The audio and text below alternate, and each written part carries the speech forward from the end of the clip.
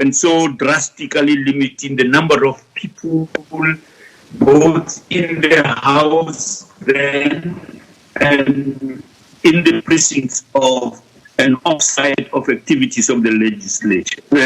As presiding officers, chief whip, and political party representative, they agreed that the remaining House sittings on the 18th and 19th March were the only time-bound matters.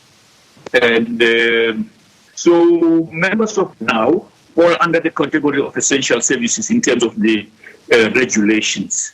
Notwithstanding the suspension of the program until further notice, constituency work by individual members of parliament within the communities they represent continues.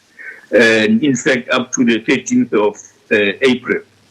The presiding officers of both houses of parliament have been assessing the situation. In fact, following the declaration of the disaster, as well as just before the lockdown, all the practices also globally about how others are handling this matter. But they have consequently taken a decision that the business of parliament must resume with immediate effect following conclusion of the constituency program. The leave period for MPs, which was scheduled between 28th and 4th May, has been cancelled, effectively meaning that during that period, there are things that will be taking place. The Constitution requires that Parliament scrutinize and oversee the executive actions, especially during this period, to provide a forum for public consideration of issues and to facilitate public involvement in the matter of the legislature. So the role of Parliament during this period of national lockdown and the extended period of social distancing, which is expected to continue for months, remains indispensable. It's not suspended. So the current period, which all sections of society are responding to the pandemic, calls for radical alteration and adjustments to the normal way of function. For Parliament, it has never been a more important time to work in an extraordinary manner and intensify our technological abilities and capabilities for our transition to an e-Parliament, as also directed by the new strategic plan to come, to ensure that the execution of our constitutional responsibilities continues uninterrupted even during a disaster. Parliament has been putting in place and accelerating the information communication technology infrastructure and abilities to ensure what we've just said takes place. In the past few days, a number of virtual meetings have taken place. You are aware of the health committee meeting chaired by its chairperson, Dr. Masondo, took place. They include also of us presiding officers meeting fresh issues, including the forum of chief whips also took place. These meetings have considered of course, the necessary consequential amendment of the framework for going ahead with the program of Parliament during this period, which is an adjustment naturally. As we resume the business under prevailing conditions, we will prioritize, obviously, a number of committee meetings whose scope and oversights relate to the interdepartmental coordination that's taking place as a response. These meetings will be required to intensify their oversight, and obviously with a focus on COVID-19. For ease of obviously doing work under these conditions, these meetings relating to COVID-19 and the briefings thereabout will be joined between the National Assembly and the NCOP.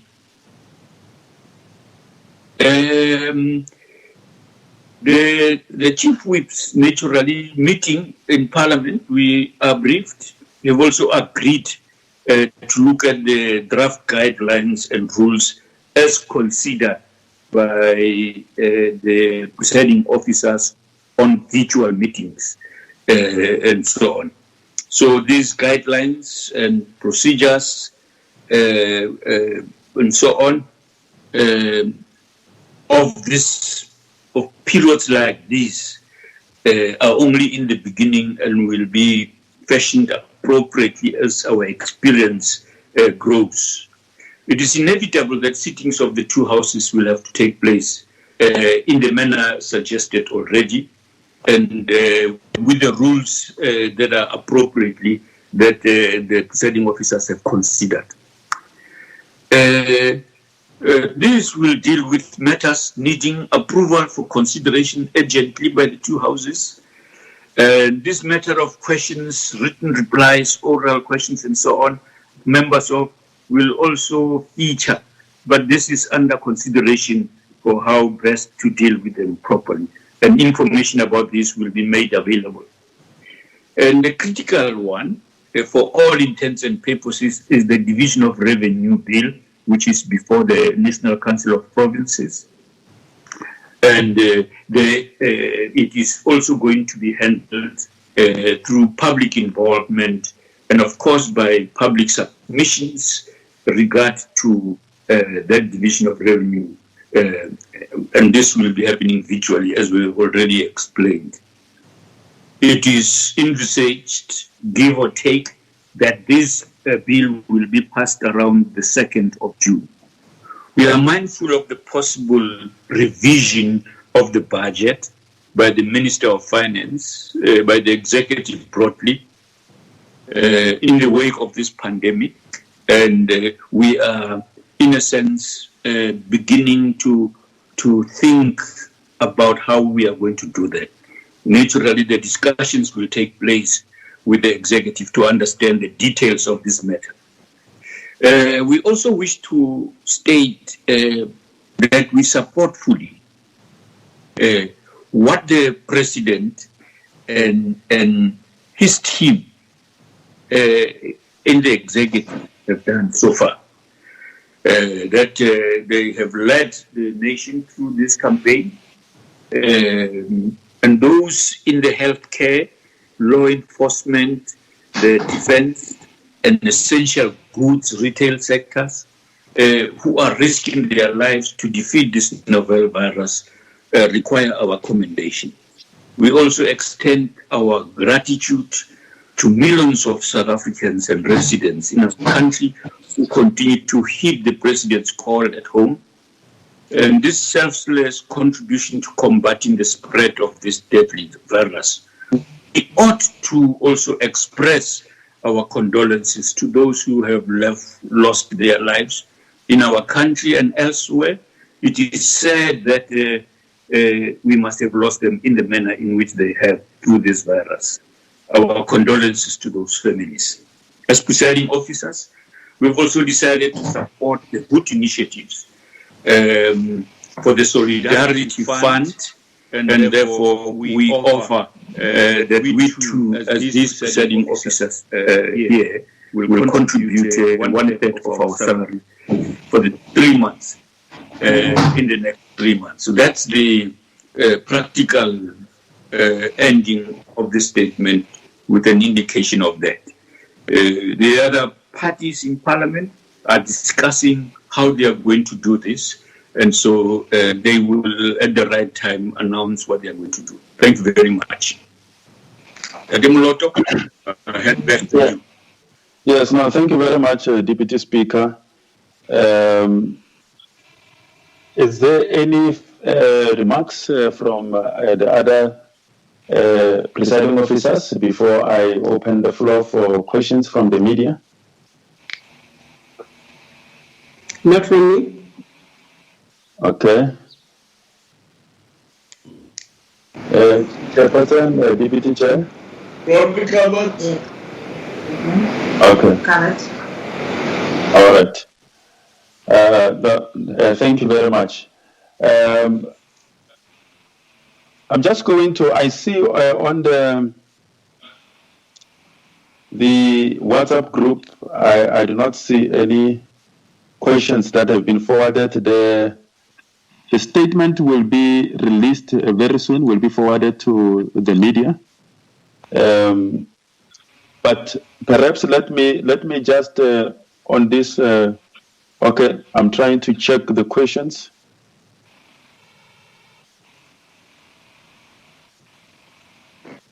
Okay. Perhaps just to give an opportunity to the media, if there is any question on this platform that they want to forward. Hi, Moloto. Can we ask over Zoom or would you prefer us to WhatsApp? I think just go ahead now. Okay, fantastic. Yes, Thank you very much. on WhatsApp, there is no question, Yeah. but I'm just giving an opportunity to come in. But once you are done asking a question, please mute your mic so that the person can be able to confirm. Thank you very much, Moloto. Hi, good afternoon. It's Marielle Merton from the Daily Maverick. We've just had a briefing up in Pretoria by some of the ministers, and certainly what the cooperative governance ministers seem to indicate that we are looking towards a phased exit from the lockdown after the 30th of April. With regards to Parliament, has any thoughts been put to how Parliament would be preparing itself to resume once the lockdown has been lifted? Thank you. Thank you, Marianne. I also see a question from Alastair Curry. I hope I'm pronouncing it right. I'm sorry. The question to the presiding officers is how will the revised budget affect the infrastructure programs? I believe this is in reference to the budget by the Minister of Finance that is before Parliament, particularly the National Council of Provinces. And then there is a question from Andisiwe Makinana. The question is, I would like to know how the public will be notified of the meetings. Will it be via Parliament's communication or the Z list? That is in view of the slightly amended rules to take into consideration remote working by Parliament.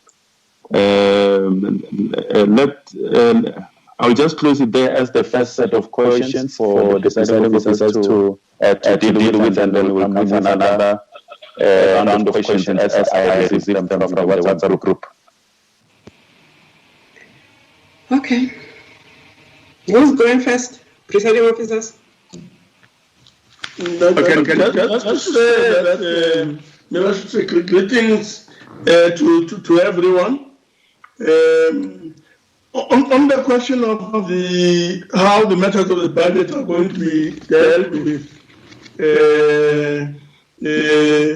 the sense that we have after a consultation is that the normal budget process will be followed, but that soon after decisions are taken by Parliament and the NCOP, there is space to look at possible supplementary interventions.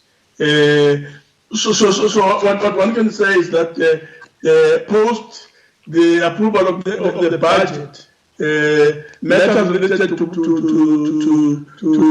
this question in relation to supplementary interventions will then be examined with the view of seeking to ensure that the best possible interventions are made as we move into the future. The phased exit is just that. It is phased and will be seeking through Parliament to ensure that whatever changes are made, there's something that they keep into mind. They need to keep distances. They need to ensure that health difficulties do not arise, and that if they do arise, they are kept to the minimum.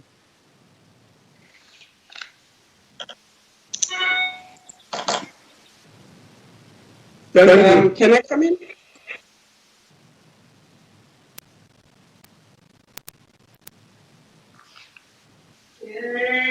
Okay. Can you hear me? Yes, we can hear you, Madam. Okay. Sorry, Madam Speaker, you can go ahead. My mic was off. Okay. I just wanted to add where Ndati Masondo left off, that in fact we have what we call as Parliament the Business Continuity Plan, which also even though we work on it separately from the executive, also looks at a phased-in return to work by the two houses of Parliament. Because we are aware that we cannot, if lockdown is called off tomorrow, all rush back to work, that we need to take certain precautions so that we do not encourage reinfection and rebulging of the COVID-19 amongst us again. So the Parliament has been, in the last 2 weeks, we've been working on a plan where we will also phase in our resumption of duty. On the issue of the budget, the question actually says, how is it, if there is a supplementary budget, going to affect the infrastructure? We don't know where and how the executive will make the adjustments, and therefore we do assume that whatever adjustment that the executive will be making will be in the interest now of ensuring that health is given as much resources as it can to ensure that we save lives in South Africa. That is for Parliament the most important thing, that lives of our people must be secured, that the necessary equipment, the necessary medication, spaces are found to ensure that we do not lose more lives. But also that there is also a budget that goes into securing food for those who are without food and shelter. The last question was, how will the public be appraised or the media be told about the meetings? I think the usual parliamentary channels will inform the public. We are hoping that the public broadcaster, the SABC, will come to the party. That it will also be used as an informational public arm of the state to inform the public of whatever events that we might be having as Parliament. But also, Monoloto, I think you are best placed to respond to this. That communication from Parliament must continue as usual. What we are also looking at is how you make sure that the public voices reach us in such a way that we are not risking anybody's lives. Thank you. Thank you, Madam Speaker. Is there any response to the other presiding officers? No. Okay. Yes, indeed, you're correct, Madam Speaker. Parliament Communication Services will continue to publicize the programs and all the activities of the two houses, as well as the committees during this time, using all the platforms that we have, Parliament Channel 408, our YouTube channels, because we have got several YouTube channels that can run concurrently to broadcast the business of Parliament, and all other platforms, social media. So the public will definitely be kept abreast of all the activities as they unfold during this time. So even now we are broadcasting live to the rest of the public while we are having journalists participating in this virtual press conference. I'm just going to, with your permission, Presiding Officers, to the next round. There is a question from Simnikiwe Zigandava. I think they will want, he is interested, or she is interested to know about what ICT platforms in particular Parliament will be employing during this period to conduct its business. And also there is a question from Yandi Lange, who will want to know if it is possible for the work that was before the Constitutional Review Committee, the appropriate committee regarding the Section 25 amendment. Will that work continue? This is in relation to the amendment of Section 25 of the Constitution. There is also a question from Baba Landenze regarding the 19 bills that are before the National Assembly, if they will be dealt with during this period. I think the last question, I think this other question from Ali, it is responded with regard to the participation of the public and the involvement of the public through the broadcast of these meetings, and I have already touched on that. Yeah, I think Vuyan Green, that will be the last for this round, is asking how will the plenaries deal with the oral questions to the President. Thank you, Presiding Officers. That is the second round of questions from the media.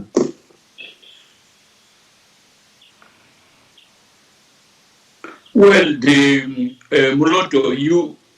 Deputy Speaker, just to interrupt before you go on, I get reminded that the colleagues in the media have asked that you move a little bit away from the camera so that they can be able to see you properly. But not too much. Okay. Yeah, not too much, yeah. What do they want to see? Okay. Is it okay? Yeah, I think you can proceed.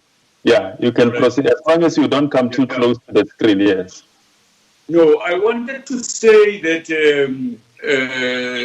you referred to some of the platforms on which information will be communicated. The reference to which specific platforms, those we will, those are going to, for internal purposes, but also those that will include others, those that we are using now, like right now as we speak.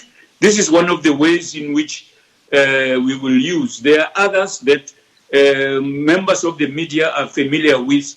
We will be exploring each one of them and using them as the department, as the portfolio committee on health used the other time. And these are different ones. So those can be really understood. They are publicly known platforms that are going to be used. We will see the most appropriate for whichever ones we think it's okay. And talking about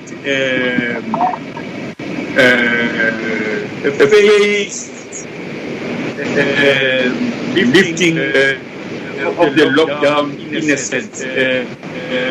We've discussed questions of quorum and where appropriate opportunities will be created to ensure that slowly, but as slowly as the campaign around this environment allows us, so that we don't make the mistake opening up too quickly, because the World Health Organizations even remarked about the speed with which we must go back. Our own experts are also warning that we should be slow in returning to the way in which we operated before. So we will explore the possibilities for limiting the number of people who can attend meetings, those who can come in, but use as much of the electronic platforms as we can have access to. That will enable many more people to be linked to the work that we are doing, including using radio communication as well, so that in the various languages in the country, people are able to engage in the work that they might be invited to participate in. So that's the one area that I thought. At the moment, we are prioritizing COVID-19 related intervention so that we get rid or we deal with those expeditiously, but also mindful of those that are critical, such as budget and appropriations, which, as is already indicated, may be adjusted. So those are going to be the priority. Those committees, such as the constitutional review, are going to have to assess, because of the nature of the period in which we are operating, it may be difficult. But chairpersons are going to be making their own observations and deciding which part of their program and the timelines that are involved needs to be handled. Those that can usefully be postponed to later will be postponed to later, according to the observations and assessment by chairpersons of the work that is before them, including on various pieces of legislation and so on. If it is not urgent that we deal with those things now, chairpersons will make that observations and will advise us that they will deal with them at a later stage. The priority focus now is all our ducks must be in the row in working against the virus and limiting its negative impact, not only from a health perspective, but from an economic perspective as well. And so we await with great interest the announcements that are going to emerge relating to the further economic interventions that will strengthen our ability to rebuild the economy and plant seeds now of good and sound recovery in the foreseeable future, because things are going to be difficult to follow old patterns. So now we are also seeking to learn as much as we can from the experience of people in the economy and those who work socially, what the campaign around the virus have exposed a lot of complex, difficult issues which must be managed differently. But also, at least what is useful is the level of collaboration and cooperation that is becoming the modus operandi, the way of doing work, both inside government and outside of government. This is a very powerful lesson that we hope we will incorporate in the work also of Parliament and how it approaches doing its work. This kind of collaboration and cooperation do not only minimize the resources that are required to do things, but also maximizes the wisdom from which we can draw valuable insights in tackling these problems and others that we have been dealing with for some time now, such as inequality, poverty, and so on, because they have been brought into sharp focus by this virus. Thank you. Thank you very much, Deputy Speaker. Yes, the Deputy Chairperson. Yeah, I was listening to the response that the Deputy Speaker was saying, and I was actually I just wanted to add that we have also decided that we need to sit down with the leader of government business, particularly with regards to the issue of outstanding legislation like the bills that was just mentioned, to sit down and also to assess with regards to the issue of the bills that are before both houses, how we are going to deal with it to make sure that we finalize the lawmaking process. As we have discussed and concluded once again that lawmaking, oversight as well as public education and participation is the important areas where we need to focus on. And ordinarily, Parliament would have now in a stage where the committees would have been busy working. So we have, and I want to agree with what the deputy speaker said, we have agreed that we need to focus on the COVID-19 disaster as it is currently unfolding. And that is why the oversight committees that is directly connected to the specific disaster will be the ones that we will give preference to. Not that we are going to neglect other issues that we need to address, but we think we need to actually decide what is more urgent currently and then attend to the things that are urgent. But I want to confirm also, and I want to actually emphasize the fact that with regards to making sure that there is public participation and the community involvement, particularly the issue in our communication plan, besides all the virtual platforms that we can use, is the issue of community radios and making sure that it is accessible, that the information is accessible by the members of the public. That is what is important for us as the presiding officers of Parliament. Thank you very much, Deputy Chair. There is an outstanding question. Through you, Tatimoloto, to Tatebian. We have received a recommendation from the Chief Whips Forum of the National Assembly to have a virtual sitting for oral questions for the executives to respond to questions. We are looking into this recommendation. We are also getting in touch with the leader of government business on whether or not it is possible, given that the most burning oral questions that we would want and we expect would come from Parliament would be around the issues of COVID-19.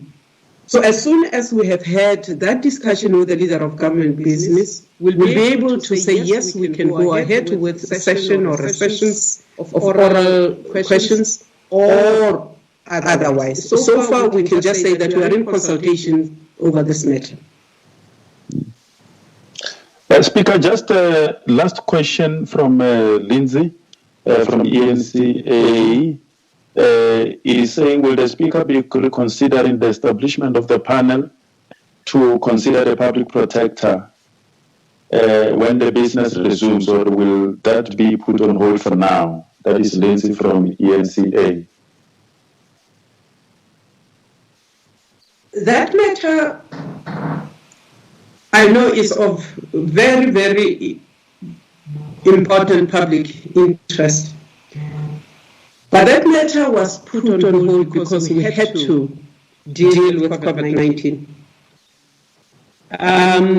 When we are back, that matter will be back on for consideration, and we will advise what will then happen. You'll remember that the DA's original motion was withdrawn and replaced with another motion. You will also remember that at the time when we were supposed to appoint the panel of experts, this matter came up. So the panel of experts who will determine whether or not there is a case for the public protector to respond to has not been appointed. We will be looking at the recommendations which have come from the parties anew. And yes, as soon as it is practical, we will then go back to that matter.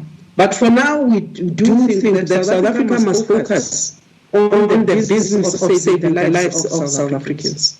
And that matter is important, but not that important for this period. Yeah. No, thank you very much, the Speaker of the National Assembly. As I've indicated, colleagues from the media on the WhatsApp group, I think we have exhausted your questions. I have indicated with regard to the question by Andiswe Makinana as to when is the schedule of committee meetings, virtual meetings of committees going to be publicized. I've indicated that it is being done, and as soon as it is concluded, it will be publicized through the normal public communication platforms of Parliament. So I'm closing this virtual press briefing, and I'm thanking the Speaker of the National Assembly, the Chairperson of the NCOP, the Deputy Speaker of the National Assembly, and the Deputy Chairperson of the NCOP for having presided over this press conference to engage and interact with the public and the media. Moloto Mutapo closing off a briefing, their virtual briefing by Parliament on what's going to happen going forward in the lockdown. That brings us to the end of On Point. SA Today is standing by with your news. So good afternoon from the On Point team.